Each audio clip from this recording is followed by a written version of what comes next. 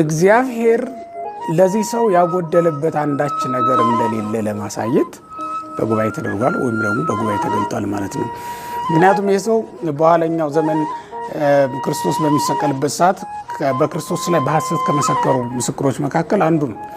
ግን ደግሞ እግዚአብሔር በግልጥ በሰው መካከል ያዳነው ሰው እና ስላዳነው ስለ እግዚአብሔር እንዲያድነው ይፈልጋል። ግን ደግሞ ስላዳነው ስለ እግዚአብሔር ወይም ስለሚያድነው ስለ እግዚአብሔር ምንም እውቅና የሌለው ሰው ነው። ለዚህም ነው እንደውም አይታችሁ ከሆነ እንደው መዳን ትፈልጋለህ ተብሎ ሲጠየቅ ምንድን ነው ያለው? ሰው የለኝም ነው ያለው። አሁን እዚያ ቦታ በእውነት ሰው ነው የሚያስፈልገው? አሁን እዛ ቦታ የመጣው ሰው እንዲያድነው ሰው እንዲረዳው ፈልጎ ነው? እግዚአብሔር እንዲረዳው አይደለም እንደ የመጣው? ግን እግዚአብሔርን ተስፋ የሚያደርግ ሰው አልነበረም ይሄ ሰው ማለት ነው። እና የዘገየበት አንዱ ምክንያት እግዚአብሔርን ተስፋ የማያደርግ ሰው ስለነበረ ነው። ሰው ነው ተስፋ የሚያደርግ የነበረው እንጂ ሲጠብቅ የነበረው እግዚአብሔርን አልነበረም ማለት ነው እንጂ እግዚአብሔርን ተስፋ ቢያደርግ እግዚአብሔርን ቢጠብቅ ኖሮ በመጀመሪያም አንድ ሰው አስነስቶ ባዳነው ነበር። እግዚአብሔር እኮ ምክንያት ይፈልጋል። ነማንን ሲያድነው አንዲት እስራኤላዊት ብላቴና በሰራተኝነት ተቀጥራ ሶሪያ ድረስ ሂዳ እሷ ዜናውን ነግራው ከዛ እሱ ከሶሪያ ወደ ሰማሪያ መጥቶ የእግዚአብሔር ነቢይ ቤቱ ወዴት ነው ብሎ እሱን አገኝቶ ከእሱ ጋር ተጫዋውቶ አይደል እንዴ ከለምጾ የነሳው? እግዚአብሔር እኮ ምክንያት ይፈልጋል ሰዎችን ሊያድናቸው ሲፈልግ ማለት ነው። ይሄ ሰው ፍጹም እምነት አልነበረውም፣ የጎደለ እምነት ነው የነበረው። ምክንያቱም ሰው ቢኖረኝ እኮ እድናለሁ ብሎ ይመካ ያምን የነበረ ሰው ነው። በሰው አትመኩ ክርስቲያኖች። ሰው ቢኖረኝ እኮ ስራ አገኝ ነበር፣ ሰው ቢኖረኝ እኮ ሀብታም ሆን ነበር፣ ሰው ቢኖረኝ እኮ እዚህ ወድቄ አልቀርም አትበሉ በፍጹም። በእውነት ምናልባትም እግዚአብሔር እዚህ ቦታ እንድትቆዩ ያደረገበት እምነታችሁ ፍጹም እስኪሆን ድረስ ሊሆን ይችላል እና በእግዚአብሔር እስክትመኩ ድረስ ሊሆን ይችላል። እግዚአብሔር ይችላል ያደርግልኛል ብለን እስክናምነው ድረስ እግዚአብሔር ይሆናል ያዘገየን ምናልባት ምን እናውቃለን። ስለዚህ በእግዚአብሔር መኑ ክርስቲያኖች። እውነት ለመናገር ገንዘብ የሚያበድራችሁ ሰው ስለሌለ ንግዳችሁ ይከስርባችሁ። እውነት ለመናገር አሁን ያላችሁበት ቦታ ላይ የሆናችሁት ባለስልጣን ዘመድ ስለሌላችሁ ነው። አሁን የምትኖሩትን ኑሮ እየኖራችሁ ያላችሁት ሰዎች ስላልተገነዘቧችሁ፣ ሰዎች ስላልረዷችሁ ነው። እግዚአብሔር ፈቅዶ አይደለም እዚህ ቦታ ላይ የኖርነው የምንኖረው እግዚአብሔር ስለፈቀደ ነው ብለን መች ነው የምናምነው ክርስቲያኖች? ይሄ ሰው እንደዚህ እስኪል ድረስ ነበር እግዚአብሔር የተወው ማለት ነው። በቃ ትቶታል። ለምን? የሚጠብቀው እግዚአብሔርን ሳይሆን ሰው። ማንን ነው የምትጠብቁ ክርስቲያኖች? በጸሎታችሁ ውስጥ ማንን ነው ተስፋ የምታደርጉት? ማን እንዲራራችሁ፣ ማን ምጽዋት እንዲሰጣችሁ፣ ማን ኪሳችሁ እንዲሞላላችሁ፣ ማን ማይዳችሁን እንዲሞላላችሁ ነው የምትጠባበቁት? ወደ እግዚአብሔር መለመን፣ እግዚአብሔርን ተስፋ ማድረግ በፍጹም ይቀረናል። ክርስቲያኖች ይቀረናል። ብዙዎቻችን ሰው ነው የምንጠብቀው። ለዚህ ነው የዘገየብን። አያችሁ ታምራቱ አዘገየ ነው። እግዚአብሔርን ጨምረ ነው እኛ ህይወት ውስጥ እግዚአብሔር ስራ እንዳይሰራ አዘገየ ነው።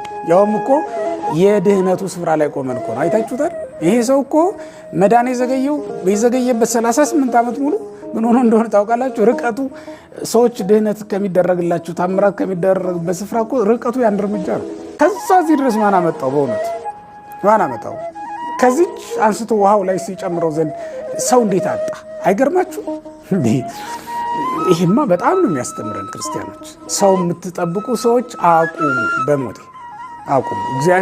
እግዚአብሔርን ጠብቁ፣ እግዚአብሔርን ተስፋ አድርጉ። እናንተን ሊጎበኝ የሚመጣባት ቀን እንዳለች አስቡ። ያን ጊዜ እግዚአብሔር ለእናንተ ያሰባትን ማዳን ያደርጋታል። ለእናንተ የመዳን ቀን የምትመጣበት ጊዜ እንዳለች ብቻ አምናችሁ ተዘጋጅታችሁ መኖር ነው የሚጠበቅብን ክርስቲያኖች።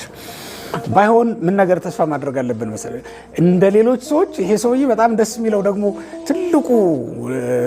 ትልቁ ደግነቱ እንደሆነ ታውቃላችሁ። ይሄ ሰው እንደ ሌሎች ሰዎች በሽተኛ ፍለጋ አልሄድም ማለት ባለመድኃኒት ፍለጋ አልሄድም።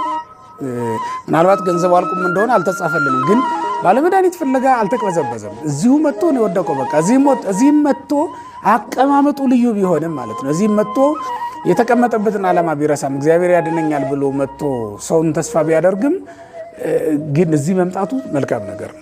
ያቺ ሴት ታስታውሳላችሁ፣ በማቴዎስ ወንጌል ምዕራፍ 9 ላይ ያለችው እቺ ደም ይፈሳት የነበረችው ሴት እኮ ብላ መጨረሻ ላይ እኮ ነው ገንዘቧ ሲያልቅ በቃ በሽታዋም እንደገና ሲጨምርባት እኮ ነው በቃ የልብሱን ጫፍ የዳሰስኩ እንደሆነ እድናለሁ ብላ መጣ። ያ ሁሉ ነገር የተደረገላት ከዛ በኋላ ተመልከቱት። ግን እሱ ይህን አላደረግም። ያ ማለት ምንድነው? ወደ ባለመድኃኒቶች እየሄደ ጊዜውን አላባከንም ማለት ነው። መልካም ነበር እኮ ጊዜያችሁን አለማባከናችሁ ክርስቲያኖች።